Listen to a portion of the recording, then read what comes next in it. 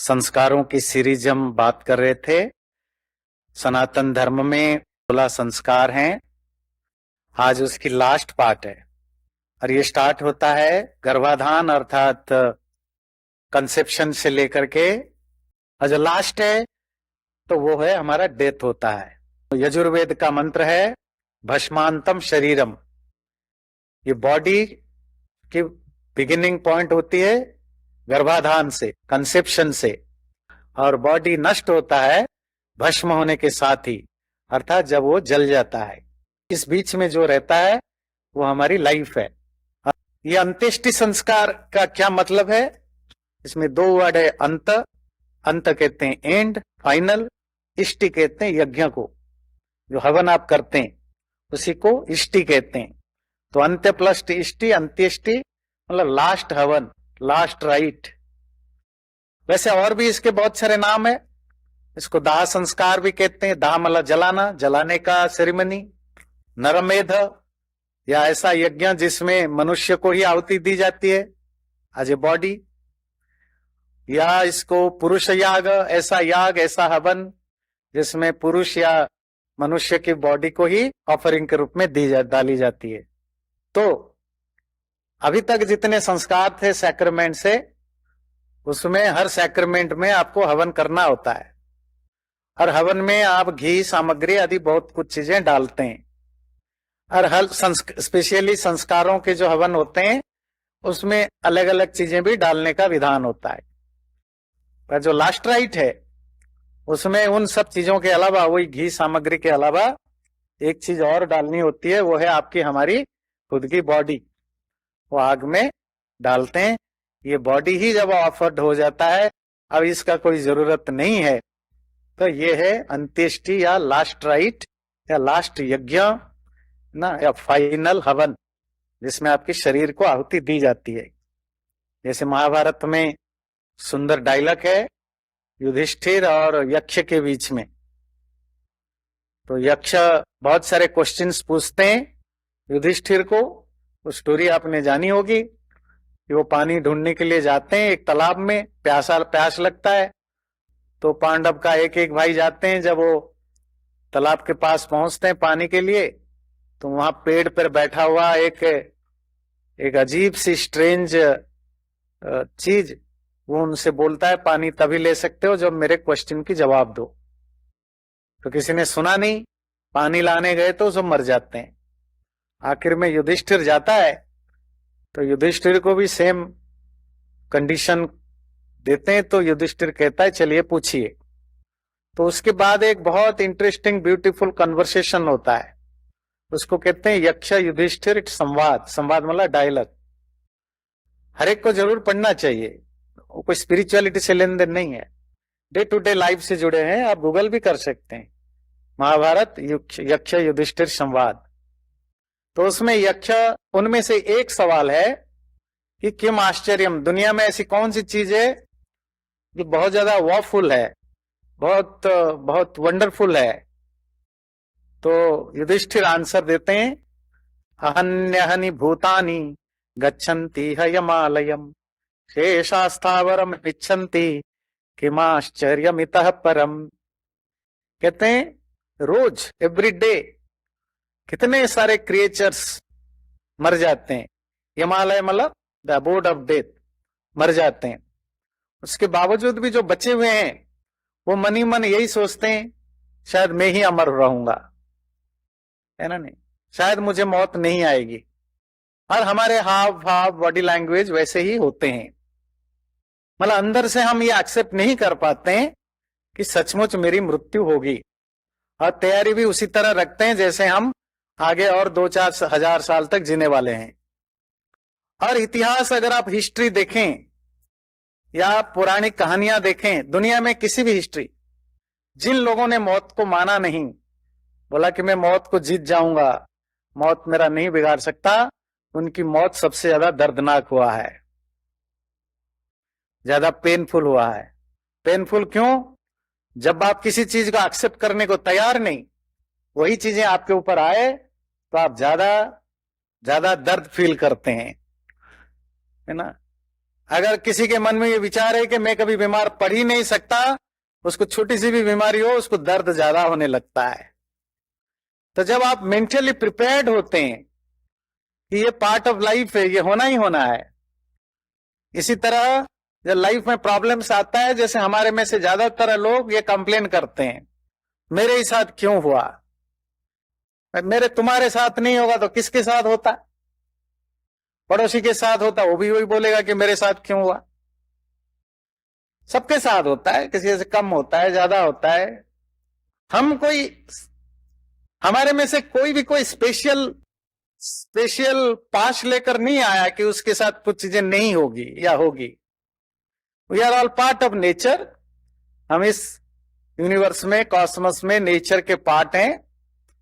तो बहुतों के साथ बहुत कुछ होता है, तो हमारे साथ भी बहुत कुछ होगा। जैसे हमारे लोगों में एक ये नेगेटिव भावना है कि मौत की बातें नहीं करना, ओए मरने की बात कर दी। दुनिया में अगर सबसे बड़ा कोई सच है वो मौत है। उसके बारे में जितना चर्चा करो उतना फैमिलियर बनोगे, उतना इजी फील करोगे। और जब आप इन चीजों को दुत्कारते हो, बिल्कुल वैसे ही जैसे घर की गंदगियों को कारपेट के नीचे छुपाओ और सोचो कि कोई गंदगी नहीं, उसके कारण बीमारियां और फैलती हैं। तो be open to discuss about death हर एक के साथ घर में, उससे सबको पता रहे कि लाइफ फ्रेजाइल है। इसीलिए ज्यादा गुंडागर्दी, बदमाशी, चोरी चकारी, झूठ बोलना, कॉम्प्लिकेशन करना, मैनिपुलेट करना, ये अपने आप बंद होगा। क्योंकि हम बचपन से ऐसा ही कुछ इमेज क्रिएट करते हैं और डेथ को हमेशा छुपाते रहते हैं, तो एक ऐसा ही सेंस बनता है कि जैसे मेरे साथ कुछ नहीं होने वाला। अब जो होता है वो बड़ा मुश्किल होता है इसको बियर करना। तो डेथ निश्चित है, इसीलिए उस पर चर्चा करनी भी चाहिए और ओपन माइंड में सुनना चाहिए, देखना चाहिए। उसमें कुछ अपशकुन नहीं होता। जिसको जब जाना है वो जाएगा, किसी को सुनने ना सुनने से फर्क नहीं पड़ता। तो उसके नुकसान भी बहुत होते हैं। अगर आप, जैसे हमारे यहां हिंदुओं में किसी ने हमारे दिमाग में डाल दिया कि महाभारत घर में नहीं रखना, भाई भाई लड़ाई होगी। जिनके घर में भी महाभारत नहीं, सबके घर में भाई भाई लड़ाइयां हैं, महाभारत नहीं है। और जिनके घर में है वहां रेयरली होता है, पर आपके दिमाग में डाला गया। और हुआ क्या पता है उसके कारण? जब से हिंदुओं के घर से महाभारत उठ गए तो दुनिया में बहुत सारे बदलाव आए हिंदुओं में। कृष्ण के लाइफ में रुक्मिणी हट गए, राधा आ गई। क्यों? महाभारत में राधा है ही नहीं। योगेश्वर कृष्ण के जगह लफंगा कृष्ण आ गए। क्यों? महाभारत के कृष्ण योगेश्वर है, और जो दूसरे लिटरेचर आपको तक पहुंचाया गया कृष्ण के नाम पर, वो एक तरह के लफंगे टाइप के कृष्ण है। जो आप रोज गाते हो, अपने बच्चों को सिखवाते हो, राधा रमण गोपी के कपड़े उतारने वाले, ये महाभारत में नहीं मिलेगा। तो आपके घर से महाभारत हटवा दिया गया जो कृष्ण की महिमा बताए, और ऐसे लिटरेचर को आपके पॉपुलर करवाया गया जो आप रोज गाते हो भक्ति के नाम पर, और अश्लीलता का सीमा नहीं है। तो आज परिणाम यह है कि दुनिया में अगर सबसे कोई मिसअंडरस्टूड कैरेक्टर है वो कृष्ण है, और सबसे ज्यादा हिंदुओं में। इसलिए किसी चीज को कारपेट के नीचे छुपाने की एक बीमारी है ना, इससे बचना चाहिए। चलिए, तो जब मृत्यु होती है, मृत्यु किसको कहते हैं? डेथ। शरीर और आत्मा दो अलग हो जाते हैं। हमारे सनातन धर्म के फिलॉसफी में जिसको आप लाइफ कहते हैं, वो एक कॉम्बिनेशन है। उसमें दो चीजें मिलके जो थर्ड एंटिटी बनती है उसको हम कहते हैं लाइफ।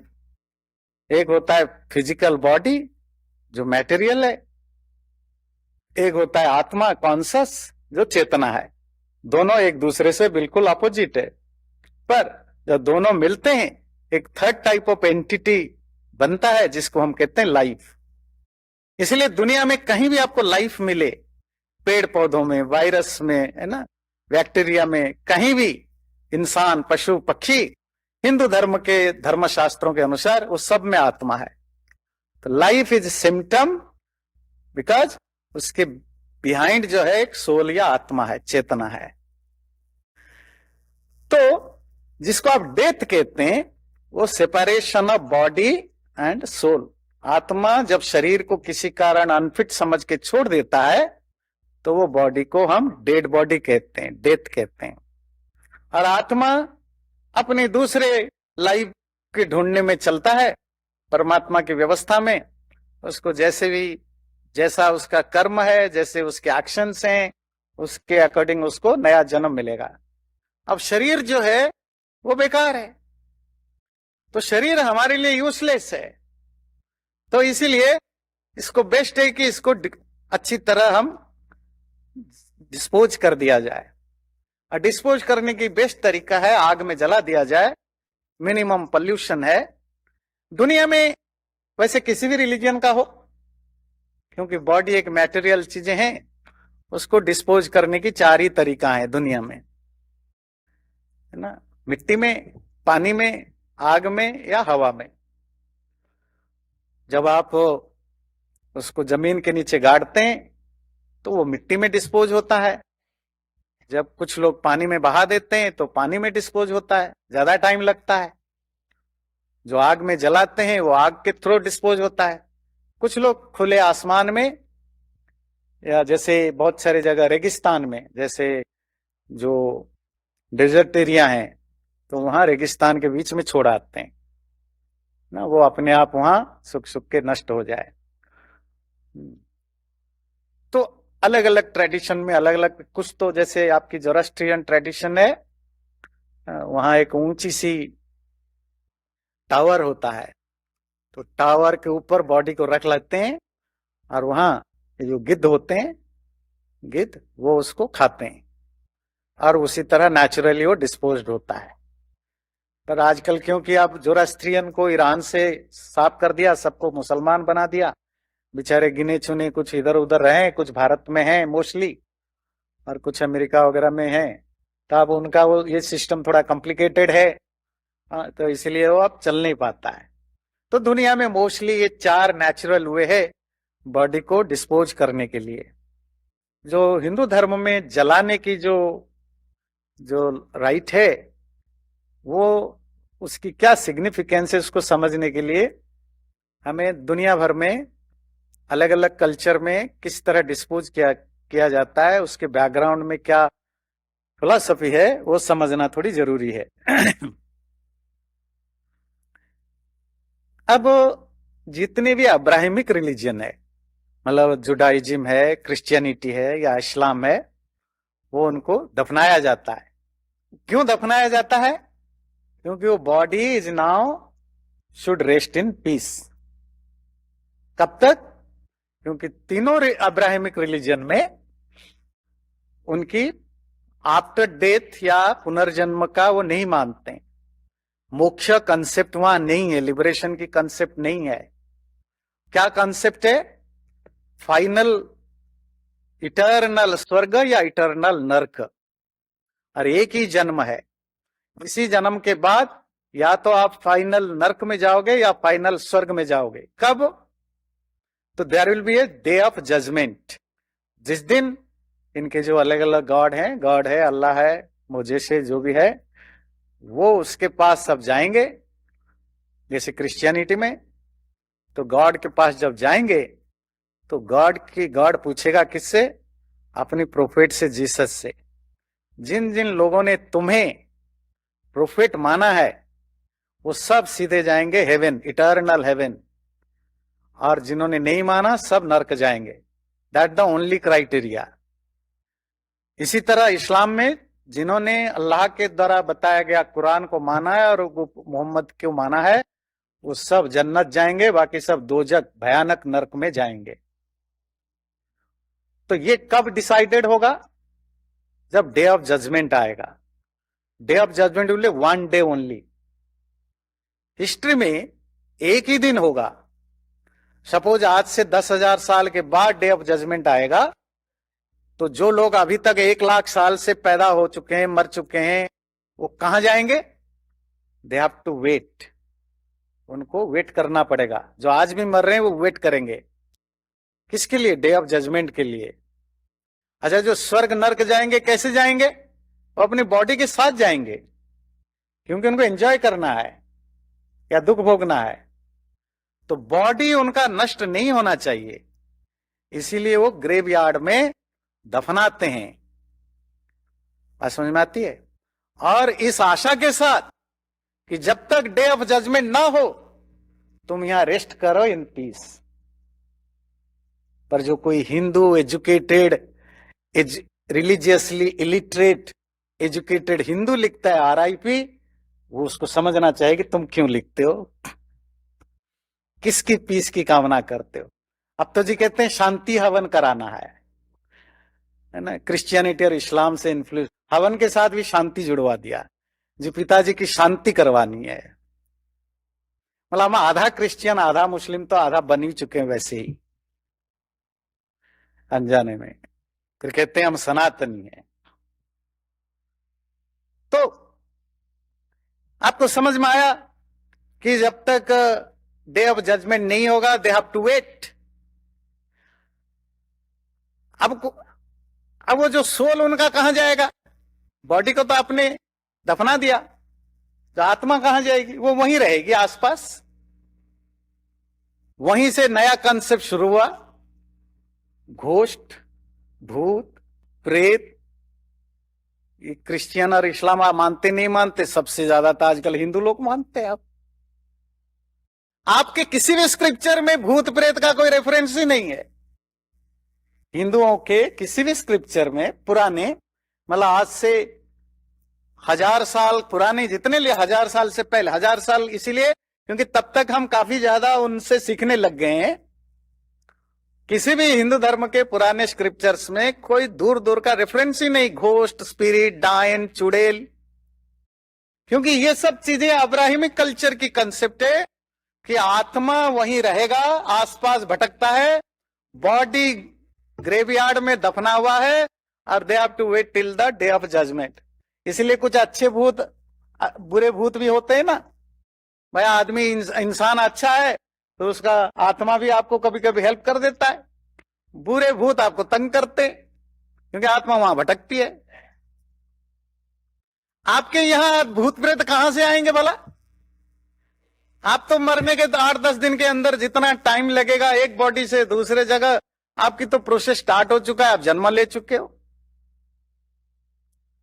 ये आप लोगों को पूछना चाहिए जो आपको इस तरह के ज्ञान देते हैं, अपने माँ बाप, अपने पुंगा पंडित, जो भी आप, जिनको पुंगा कहना बुरा लगेगा, आपके जो पंडित बाबा आचार्य, उनसे पूछो ये सब चीजें, तब आपका सुधार होगा ना, अपने धर्म के बारे में सही से जानोगे। खैर ये तो खैर अलग बात हुई। अब कुछ जगह ऐसी ट्रेडिशन है, जैसे आपने सुना इजिप्ट में वो मम्मी बनाते थे डेड बॉडी को। और क्यों? क्योंकि मरने के बाद जो राजा महाराज या जो भी व्यक्ति, पैसा वाला व्यक्ति नॉर्मली होता था, तो वो जो अगले जन्म में जाएगा वो साथ में ये जो इस जीवन में जिस को भोगा वो वहां भी भोगेगा। तो उसकी डेड बॉडी के साथ खाना पीना, शराब, उसकी पत्नियां, हाँ जी, पत्नियों को जिंदा दफनाई जाती थी, क्योंकि मरने के बाद वो उन्हीं पत्नियों के साथ रहेगा ना। वो तो मर गया पर पत्नियों को जिंदा जलाई जाती थी, जिंदा उसमें दफनाया जाता था।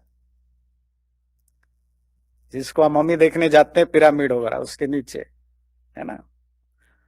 तो इस तरह अलग अलग ट्रेडिशन में अलग अलग है। हमारे यहां क्या है? हमारे यहां ना कोई डे ऑफ जजमेंट है, ना कोई इटर्नल हेवन है, ना इटर्नल हेल है, ना डेड बॉडी दोबारा रिवाइव होगा जैसे क्रिश्चियनिटी और इस्लाम में कि डेड बॉडी दोबारा रिवाइव होगा। हमारे यहां तो सिंपल सी है, बॉडी डेड है, उसको जल्दी से जल्दी डिस्पोज नहीं करोगे तो वो पल्यूट करेगा, बीमारियां फैलेगा, इसलिए उसको आज सुन आज पॉसिबल इसको डिस्पोज किया जाए। डिस्पोज करने के लिए 2-3 चीजें ध्यान रखना है, रेस्पेक्टफुली करना है। इसीलिए नहीं कि डेड बॉडी को रेस्पेक्ट चाहिए, क्योंकि लोगों का इमोशन जुड़ा हुआ है, अपनी माँ है, बाप है, भाई है, बहन है, बंधु है, वो इतना जल्दी तो वो जो रेस्पेक्ट है वो जाएगा नहीं। तो इसीलिए उसकी बॉडी को केयरफुली, रेस्पेक्टफुली डील करना है। हाइजीनिक प्रिंसिपल का ध्यान रखना है, उस पर चर्चा करेंगे। और सोशियली जो भी एक्सेप्टेबल सिस्टम है उसको एक्सेप्ट करना है। तो उसमें हमारे यहां जलाया जाता है भस्मांतम शरीरम, जला देते हैं। क्यों? क्योंकि जला देने से बॉडी को जितना देर तक आप रखेंगे उसमें जो पॉल्यूशन होने का डर है वो नहीं रहेगा। धर्मशास्त्रों में तो ऐसा नियम है कि 4 घंटे के अंदर, इन 4 आवर्स, अगर कोई एक्सेप्शनल प्रॉब्लम ना हो, एक्सेप्शनल मतलब कभी कभी ऐसी सिचुएशन होता है आप नहीं कर पाते हैं, पर अगर नॉर्मल सिचुएशन है 4 घंटे के अंदर ही शरीर को जला देना चाहिए। क्योंकि उन दिनों ये इस तरह के सिस्टम नहीं था, बर्फ वगैरह की या ये फ्रोजन चीजों का। आजकल तो ठीक है, आप उसको फ्रोजन हाउस में रख सकते हैं, 5 दिन महीने तक आप रख सकते हैं, तो वो बॉडी ज्यादा पल्यूट नहीं करता, डिकम्पोज नहीं होता है। पर पहले जमाने में क्योंकि इतना सिस्टम नहीं था, तो इसलिए रूल था कि जितना जल्दी हो सके उसको आपको जला देना चाहिए। विधि विधान जो भी रूल रेगुलेशन है उसके साथ आपको कर देना चाहिए। एक चीज हिंदुओं में आजकल दिखता है कि जो साधु सन्यासी लोग होते हैं उनको जलाते नहीं है, उनको दफनाते हैं, है ना। बिल्कुल क्रिश्चियनिटी और इस्लाम की तरह उनको दफनाते हैं और उनके ऊपर एक मेमोरियल बनाते हैं जिसको कहते हैं वो समाधि। ये भी एक गलतफहमी के कारण स्टार्ट हुआ। पिछले बार जो लोग सन्यास संस्कार के बारे में सुन रहे थे, आपने पढ़ा अनग्निरनिकेतस्यात्, कि जो सन्यासी है वो अग्नि से दूर रहे। अग्नि मतलब ना खाना बनाए ना यज्ञ करे। सन्यासी को खाना बनाने का मना था, क्योंकि उसको अब भिक्षा पर जिंदा रहना है, जो मिले उतने में खुश, कोई अपना घर बार नहीं बना के रखना। अनिकेत, उसका कोई अपना घर नहीं होना चाहिए, वो घूमता रहे, परिव्राजक रहे, जहां जहां शाम हुआ वहां सो जाए, किसी के घर में, बाहर, जैसा भी करे।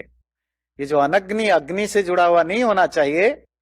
जैसे कि हमारे यहाँ हिंदुओं में बीमारी आजकल चल रही, आजकल क्या काफी दिनों से हम शास्त्रों, आपके बड़े बड़े बाबा साधु सन्यासी पंडितों को भी कोई शास्त्रों का ज्ञान नहीं होता है, तो फिर उन्होंने अर्थ निकाला, अच्छा मतलब अग्नि मतलब साधु सन्यासियों के साथ अग्नि नहीं होना चाहिए, तो जलाना बंद कर दिया। मुसलमान और क्रिश्चियनों की तरह उनको भी दफनाने लग गए। ठीक है, इसलिए पढ़ना लिखना कितना जरूरी होता है। वैसे तो आप सब पढ़े लिखे लोग हो, अपने अपने फील्ड की पढ़ाई में आप माहिर हैं, पर है कि धर्म के मामले में इतनी कोरे हैं, तो ये बड़ी मुश्किल है। तो इसीलिए साधु सन्यासियों को आप जलने नहीं देते हैं। बाकी रहा हाइजीनिक की बात, हमारे यहां ट्रेडिशन है 10 दिन, 12 दिन, 13 दिन तक का अशौच कहा जाता है। अशौच का मतलब इम्प्यूरिटी। ध्यान रखिए, ये जो अशौच काल माना जाता है, अशौच काल का सिंपल मीनिंग होती है the time of the period of impurity. क्यों?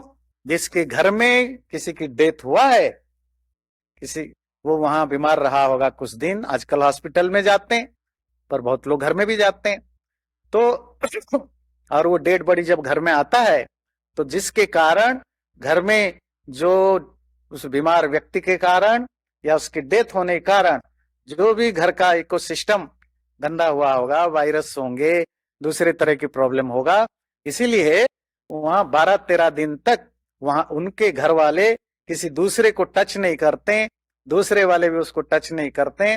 और फिर ये तो हुआ हाइजीनिक दृष्टि से अपने आप का ख्याल रखना। दूसरा, वो एक मॉर्निंग पीरियड होता है। मॉर्निंग पीरियड क्या कि आप जो 10-12 दिन तक घर में शोक अशौच पालन करते हैं, अब अपना कोई व्यक्ति का डेथ हो तो दुख तो होता है, और दुख की जो इंटेंसिटी है वो डिपेंड करता है कि आपका वो कितना प्रिय था ना। तो उसके बेस पर आपका दुख होता है।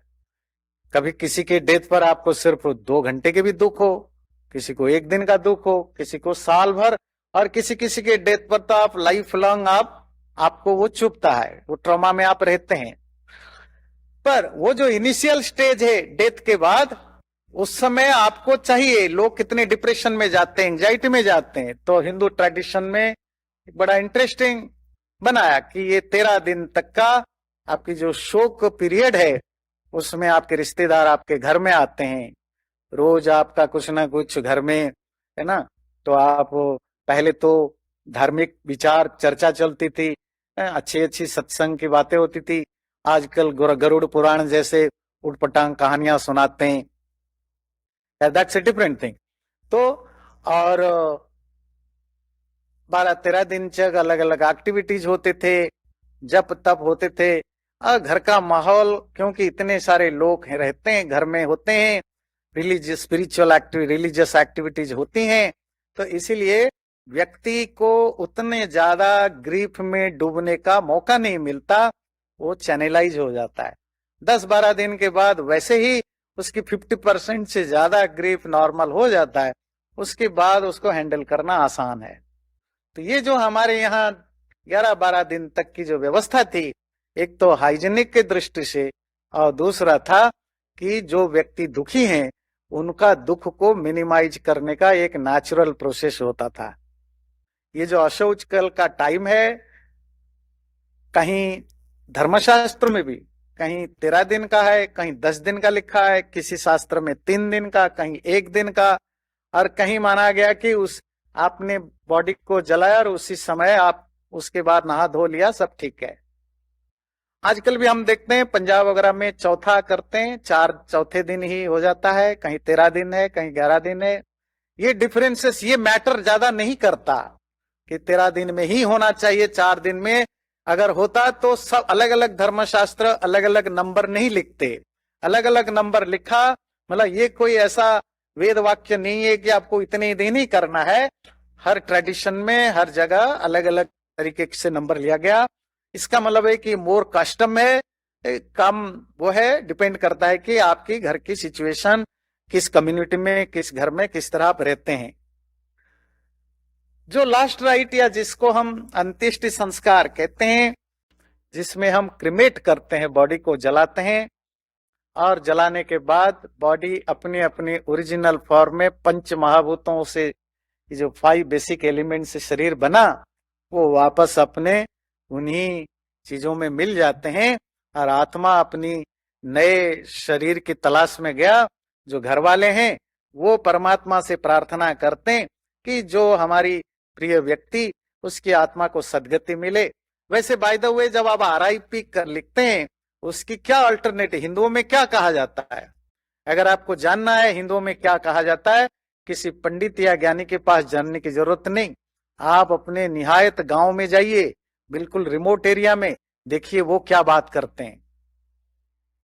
पढ़े लिखे हिंदुओं को छोड़ दें, आप अगर निहायत गांव में जाएंगे तो कहेंगे उस आत्मा को सद्गति मिले। कोई गांव वाला नहीं बोलेगा शांति मिले। शांति एजुकेटेड हिंदुओं की है, जो उन्होंने अंग्रेजों की पढ़ते पढ़ते ये सब चीजें सीखी है। तो आपके अनपढ़ लोग आज भी गांव में जो रहते हैं, वो कभी नहीं बोलेंगे शांति मिले, अगर उनके वहां कोई एक आधा अंग्रेजी पढ़ा हुआ ना घुस गया हो तो।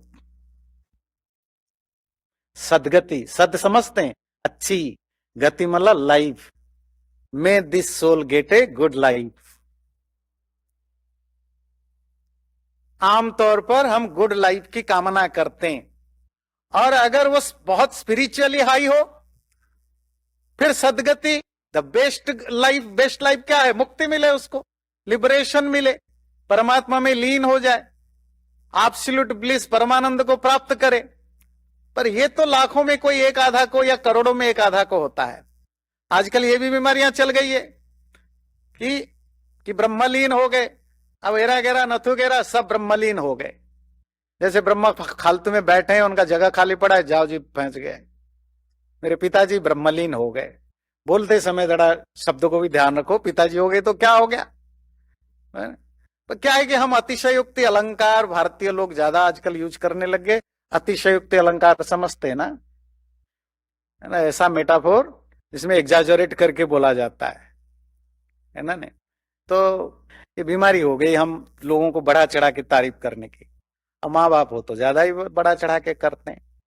तो धरती पर रहना चाहिए, है ना। आपके शास्त्र भी इस तरह की बातें नहीं करते थे, आपके ऋषि मुनि भी इस तरह बातें नहीं कर, पता नहीं आप कहां से ये सब हम सीख करके इस तरह की बीमारियां पालते हैं।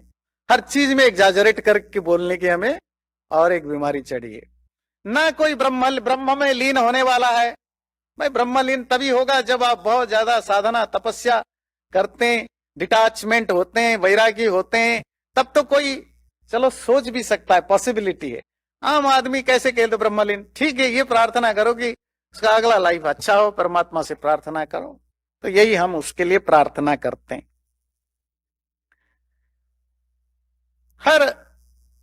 हर आत्मा अपनी जर्निंग करता है, अपनी यात्रा करता है, और वो जर्निंग चलती रहती है आत्मा की। एक शरीर छूटा, जैसे आप गीता में पढ़ते हैं ना, वासांसी जीर्णानि यथा विहाय नवानि गृह्णाति नरो पराणि। जैसे आप लोग कपड़े बदलते हो, कपड़े लाए, पहना, कुछ दिन पहना, रंग कलर फेड हो गए, कपड़े फट गया, पसंद नहीं आया, छोटा हुआ, जो भी कारण है, आप फिर चेंज कर लेते हो, नए कपड़े लाते हो। तो आजकल ये सिचुएशन नहीं है। अब तो क्लोजेट भर के 2-2 4-4 क्लोजेट भरे तभी नए ले आते हैं। ये बात है कि आज से 1000-2000 साल पहले जहां लोगों के पास लिमिटेड यूज करते थे, कपड़े खराब होते थे तो नए लाते थे। अब तो दुखी, आप आजकल तो लोग दुखी हैं। क्यों? कपड़े खराब ही क्यों नहीं हो रहे हैं? क्लोजेट खाली करने को मन नहीं कर रहा है, और नए है कि कब नहीं हो रहे हैं, ना निकाल पाते, और रोज नए नए आते रहते हैं। ये आजकल तो एक दूसरी समस्या है, दैट्स अ डिफरेंट थिंग। पर पहले की सोचिए, है ना, जब इतनी ज्यादा हमारे पास मार्केटिंग का दुनिया नहीं था तो एक शरीर उस कपड़े की तरह होता है। बिल्कुल, देखिए हमारे शास्त्र क्या कहते हैं, तुम्हारा शरीर उस कपड़े की तरह है, घर की तरह है। एक कपड़ा खराब होता है दूसरा लाते हैं, एक घर खराब होता है दूसरा घर लेते हैं। इसी तरह शरीर खराब होता है तो आत्मा दूसरे शरीर में जाते हैं, और वो जर्निंग चलती रहती है, कॉन्स्टेंटली चलती रहती है। कब तक चलता है? जब तक उसकी जो एब्सोल्यूट गोल है उसको ना मिल जाए। जैसे आप लोग मेहनत करते हो ना, पढ़ाई लिखाई के बाद जॉब के लिए, मुझे ये अचीव करना, ये आप हार्ड वर्क करते रहते हैं। कब तक करते रहते हैं? जब तक आपका गोल आप अचीव नहीं कर जाते हो। तो इसी तरह आत्मा की अपनी एब्सोल्यूट गोल है कि वो परमात्मा को पाए, वो जो एब्सोल्यूट ब्लिस जिसको कहते हैं परमानंद, उसको पा जाए। जब तक वो उसको ना पाए तब तक वो उसकी जर्निंग चलता रहता है। और जर्निंग क्या है? एक शरीर, उस शरीर अनफिट हो गया, दूसरे शरीर, फिर बात है कि उसके हाथ में तो है नहीं कौन सा शरीर मिलेगा। अब इस बार इंसान का शरीर मिला, कुछ बुरा काम ज्यादा हो गया, अगले बार कुछ पशु पक्षी का लाइफ बन जाएगा। क्या पता है कि बकरी की लाइफ और वो जो खाते हो चिकन, वही लाइफ बन जाए। पता नहीं, कोई हमें भी पकड़ के काट के, है ना। तो फिर आत्मा अपने दूसरे शरीर में जाता है, पशु पक्षी कीड़ा मकोड़ा कुछ भी शरीर। इस तरह उसकी लाइफ जर्निंग चलती रहती है, अलग अलग शरीर में भोगता है। मनुष्य शरीर में उसके पास स्कोप रहता है कि अगर अच्छा काम करो तो फिर तुम्हें अगले बार भी अच्छा इंसान जन्म मिलने का चांस बना रहता है। और अगर स्पिरिचुअल लाइफ में गए, वैराग्य आदि का, तो आपको मुक्ति पाने का भी चांस आपके पास बना रहता है। जो लोग समझते नहीं है तो उनके लिए बड़ा खूबसूरत श्लोक है। वो कहते हैं, धनानि भूमौ पशवश्चन गोष्ठे नारी गृहद्वारि सखा श्मशाने देहश्चितायां परलोक मार्गे धर्मानुगो गच्छति जीव एकः। महाभारत का श्लोक है। कहते हैं, देखो तुम्हारे लाइफ में जो धन संपत्ति है वो तो वहीं तक जाएंगे। अगर बैंक में रखा है तो बैंक में, घर में रखा है तो घर में ट्रेजरी में रखा है तो ट्रेजरी तक ही रहेंगे।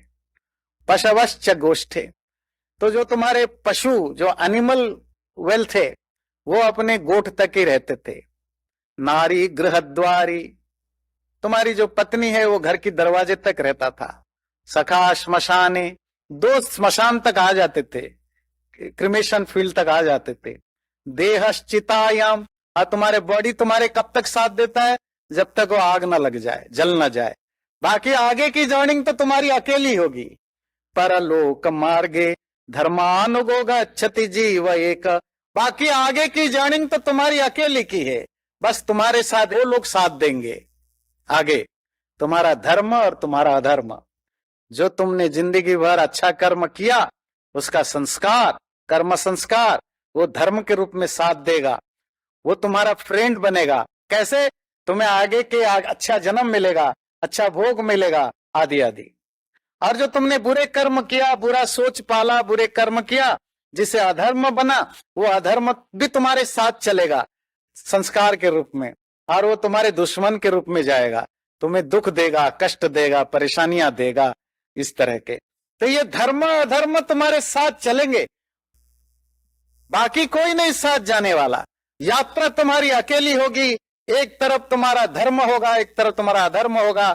जिसका पलड़ा भारी होगा तुम उसी को ज्यादा एंजॉय करोगे। इसलिए कर्मों पर फोकस करो, अपनी सोच। कर्म मतलब सिर्फ फिजिकल एक्शन नहीं, मतलब जो हम सोचते हैं, जो हम बोलते हैं, जो हम फिजिकली करते हैं। ध्यान रखिए, इनमें सबसे ज्यादा बड़ा मैटर करता है जो आप सोचते हो। कभी कभी हमें लगता है कि आदमी बड़ा अच्छा है, आपको पता नहीं बेचारा क्यों अच्छा है। मैंने बेचारा जानबूझ के यूज किया कि हो सकता है बुरा काम करने के लिए उसमें हिम्मत ना हो, डर हो। मन तो करता है, साल में 50 बार मन करता है कितनों को मार डालूं, तो क्या करे, औकात ही नहीं मारने की।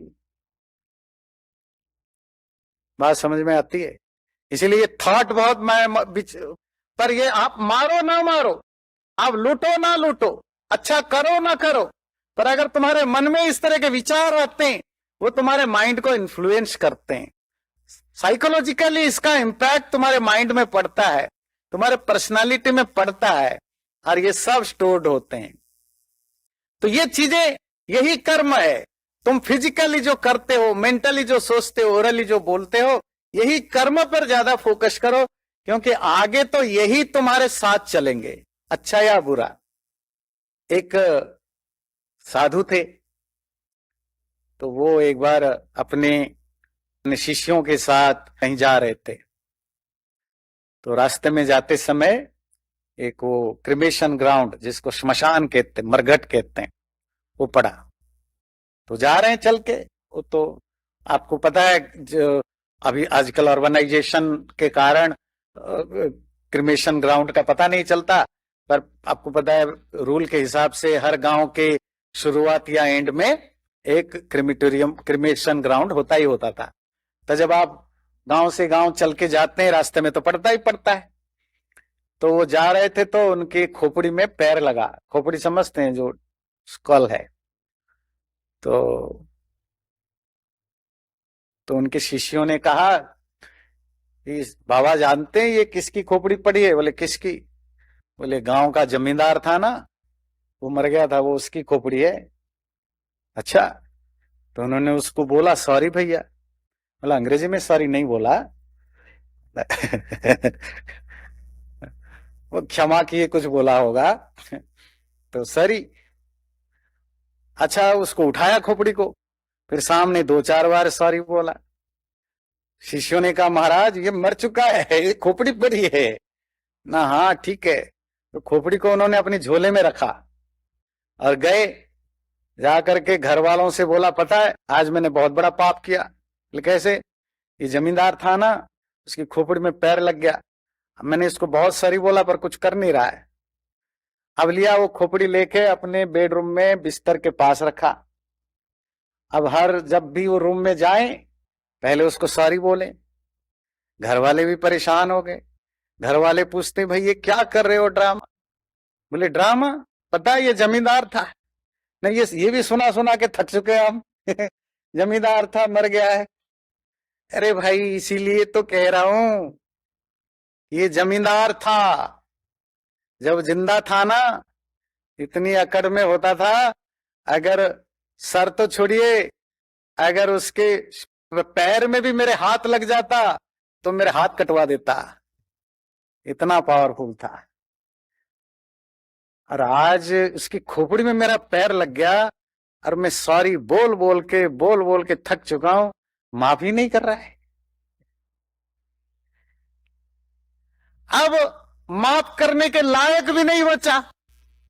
चलो ये तो हो गया, पर खोपड़ी रखे क्यों? इसीलिए तो रखा हूं, और ये मुझे जिंदगी भर याद दिलाएगा कि मरने के बाद कोई सॉरी बोले भी ना तो माफ करने लायक मैं नहीं बचूंगा। जो करना है अभी से माफ कर चलूं। तो लाइफ की यही घटना है। कहीं से मैंने सोशल मीडिया से मिला, मैंने उठा के लगा दिया। श्मशान ऐसे लोगों की राख से भरा पड़ा है जो समझते थे कि दुनिया उनके बिना चल नहीं सकती, है ना। तो यही वैदिक दर्शन का, वैदिक धर्म का यही निचोड़ है कि डेथ भी पार्ट ऑफ लाइफ है। डेथ को भी ऐसे ही एक्सेप्ट करो जैसे बर्थ को एक्सेप्ट करते हो, है ना। ये भी उतना ही नेचुरल है। और ये सोच के मत चलना कि ये नहीं होने वाला है, उसकी भी प्रिपरेशन रखो। प्रिपरेशन करने का अर्थ नहीं कि पहले से फ्यूनरल हम बुक करके रखो। प्रिपरेशन का अर्थ है अपने कर्म, अपनी सोच, अपने विचार को ठीक रखो कि जब मरना ही है, मरने के बाद कम से कम ठीक ठाक रहे, इस जीवन भी ठीक रहे। तो इसी के साथ हमारा ये संस्कारों का सीरीज पूरा होता है। तो अगले संडे से दूसरे टॉपिक पर डिस्कशन करेंगे। आपने ध्यान से सुना, बहुत बहुत धन्यवाद। ओम शांति शांति। चैनल को सब्सक्राइब जरूर करें और वीडियो अच्छा लगे लाइक भी जरूर।